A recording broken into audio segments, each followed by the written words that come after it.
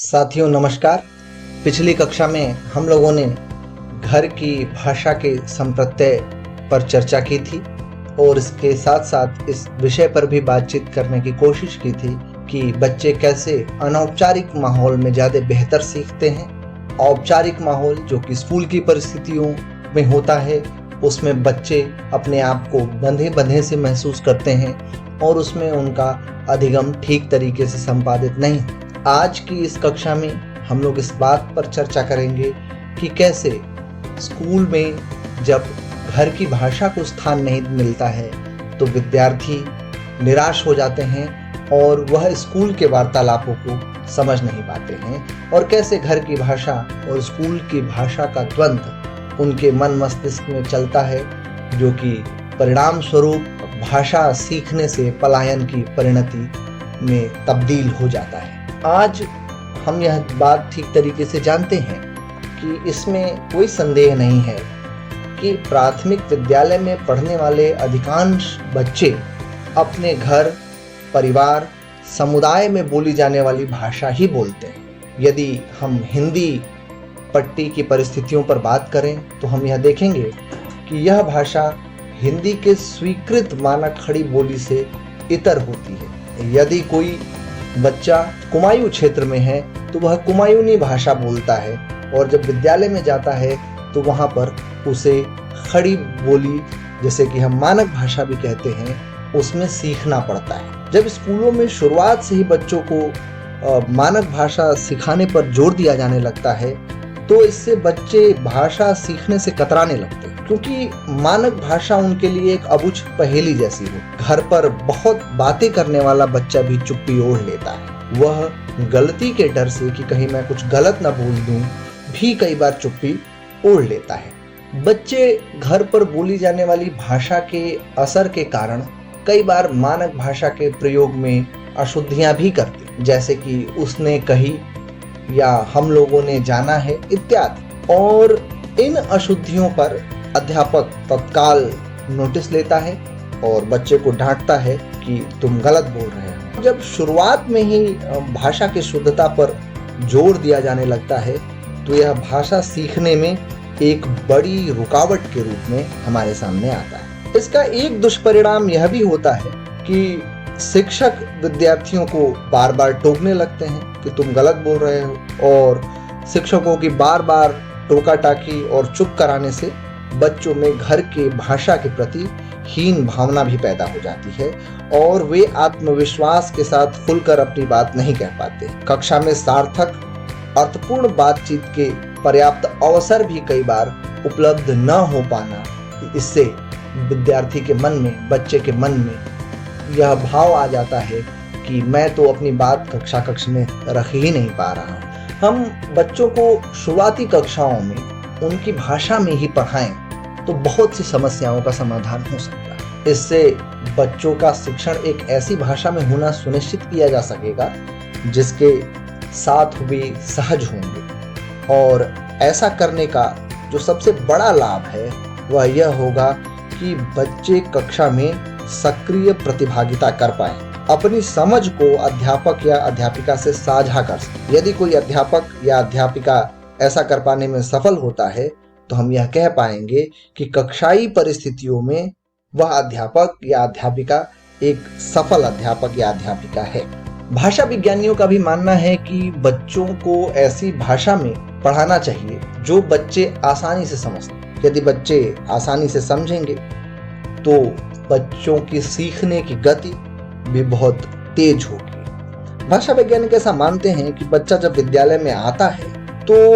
अपनी सामाजिक सांस्कृतिक परिवेश से काफी कुछ सीख कर आता है, और इस सीखने में उसके घर की भाषा भी शामिल होगी। बच्चों को शुरुआती कक्षाओं में उनकी भाषा में ही पढ़ाना चाहिए। इससे बच्चों का शिक्षण एक ऐसी भाषा में होना सुनिश्चित किया जा सकेगा जिसके साथ वो सहज होंगे, जिसके साथ वो कंफर्टेबल महसूस करेंगे। दूसरे शब्दों में इसी बात को यदि कहा जाए तो बच्चा घर की भाषा को इस तरह से सीखता है कि इसमें सीखने जैसी कोई बात ही नहीं रह जाती, और इस बात में कहीं दो राय नहीं है कि बच्चे अपना अधिकांश समय घर और समुदाय में अनौपचारिक रूप से सीखने में ही लगाते हैं। बच्चा या बच्चे जब पहली बार विद्यालय आते हैं तो जिन अपरिचित लोगों, दिनचर्या और भाषा से उनका सामना होता है उससे वो असमंजस की स्थिति में होते हैं और कई बार दबाव या अनुशासन, कक्ष में अध्यापक द्वारा या विद्यालय में अनुशासन, ये कुछ इस तरह का डायनामिक्स पैदा करता है, कुछ इस तरह की परिस्थितियां उत्पन्न करता है कि बच्चे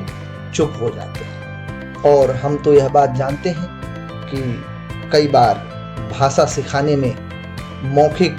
पक्ष की भी अवहेलना होती है और जब भाषा सिखाने में मौखिक पक्ष की अवहेलना होती है तो बच्चे आगे की कक्षाओं में भी अपनी बातों को कहने में झिझक महसूस करते हैं। इससे मौखिक अभिव्यक्ति जैसे सशक्त माध्यम का प्रयोग और विकास नहीं हो पाता है, जबकि यह भाषा शिक्षण का एक आवश्यक पहलू है। अध्यापक या अध्यापिका कई बार पाठ्य पुस्तकों को ही निर्देशों का मुखिया मानने लगते हैं और इस प्रवृत्ति का परिणाम यह होता है कि बच्चे जिस कौशल, ज्ञान और अनुभव के साथ कक्षा में आते हैं, शिक्षक या शिक्षिका उन्हें अनदेखा कर सकते हैं। बच्चों को हर दिन गृह आधारित शिक्षा और विद्यालय आधारित शिक्षा के बीच का एक पुल पार करना पड़ता है और यह पुल जो मैं घर की भाषा और विद्यालय की भाषा या स्कूल की भाषा का द्वंद्व है, उस द्वंद्व से दो चार होना पड़ता है। शिक्षकों को बच्चों की क्षेत्रीय भाषाओं को ठीक तरीके से सुनना चाहिए और ठीक तरीके से सुनकर, समझकर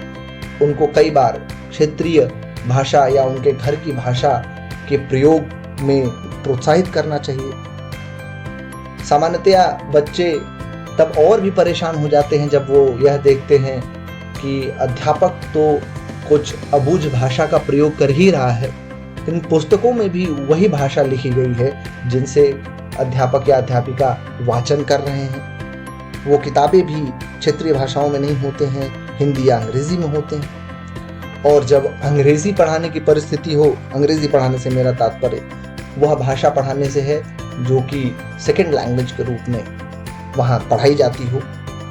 तो स्थिति और भी खतरनाक हो जाती है। बच्चे को हर शब्द का हिंदी में अनुवाद करके पढ़ाना होता है। जैसे मैंगो मतलब आम, बच्चा तो आम जानता है, बच्चा तो केरी जानता है, और जब उसको कहा जाता है कि यही मैंगो है तो बच्चा कहता है नहीं, मैं तो इसको आम जानता हूँ। और वो फिर सोचता है कि एक ही चीज को दो दो बात क्यों कही जा रही है, एक ही चीज के दो दो नाम क्यों है, मेरा तो एक ही नाम है। तो ऐसी स्थिति में बच्चों को कई तरह की चुनौती का सामना करना होता है और वह उस भाषा में धीरे धीरे धीरे अपनी रुचि खो देता है और ऐसे वो उस भाषा से पलायन करने लगता है। जब कोई भी बच्चा विद्यालय आता है तो सबसे पहले जो अध्यापक कार्य कराता है वह यह कराता है कि वह बच्चों को कुछ अक्षर देता है और उसको पढ़ना सिखाता है कि इसको ऐसे पढ़ा जाता है। जब हम पढ़ने को समझ के साथ जोड़कर देखते हैं तो जाके उसका पूरा का पूरा अर्थ समझ में आता है। लेकिन होता क्या है कि बच्चों को एक एक शब्द पढ़ाया जाता है, जैसे क, ख, और इन शब्दों का इंडिपेंडेंटली स्वतंत्र रूप में कोई अर्थ नहीं होता है। तो बच्चे सोचते हैं कि ये क्या बताया जा रहा है, जबकि बच्चा कबूतर जानता है, जबकि बच्चा खरगोश जानता है। तो इसलिए अध्यापक को चाहिए कि जब वह पढ़ना सिखा रहा है तो पढ़ने को समझ के साथ जोड़े, और समझ के साथ जब जोड़ेगा तब जाके वह एक अर्थपूर्ण पढ़ाने के रूप में हमारे सामने आएगा। दूसरा काम जो है वो अध्यापक यह कर सकता है कि वह बच्चों को उदाहरणों के माध्यम से भाषा का इस्तेमाल करने की कला से अवगत कराए। और जब वह ऐसा करता है तो बच्चे अपने आसपास के परिस्थितियों से उन उदाहरणों को जोड़ते हैं, और जब वह अपने आसपास की परिस्थितियों से इन उदाहरणों को जोड़ पाते हैं तो वो देखते हैं कि हम यह पाते हैं कि वह कक्षा में रुचि भी लेते हैं और रुचि लेने के साथ साथ वह प्रतिभाग भी करते हैं। वह अपने उदाहरण भी गढ़ना शुरू कर देते हैं, अपने शब्द अध्यापकों को बताना शुरू करते हैं। और जब एक बच्चा ऐसा करता है तो उस बच्चे को देखकर कक्षा में अन्य बच्चे भी जो कि भिन्न क्षमता वाले हो सकते हैं जो कि इंक्लूसिव क्लासरूम की सेटिंग में सामान्य बच्चों की तरह ना होकर भिन्न क्षमता वाले बच्चे, डिफरेंटली एबल्ड चिल्ड्रन हैं, वह भी अपने उदाहरण सृजित करने लगते हैं, वह भी अपने भाषिक संरचना से अध्यापक को अवगत कराने लगते हैं। अभी तक हमने पिछले 2 टॉक्स में, 2 वार्ताओं में घर की भाषा के संप्रत्यय को, स्कूल की भाषा के संप्रत्यय को जाना और यह जाना कि घर के भाषा और स्कूल के भाषा का द्वंद्व कैसे बच्चों के विकास में, बच्चों के पढ़ने लिखने के राह में एक रोड़ा है। अब अगले लेक्चर में, अगली कक्षा में, अगली वार्ता में हम यह समझने का प्रयास करेंगे कि कैसे हम घर की भाषा का उपयोग करके कक्षा में अपने बच्चों को चीज़ों को समझा सकते हैं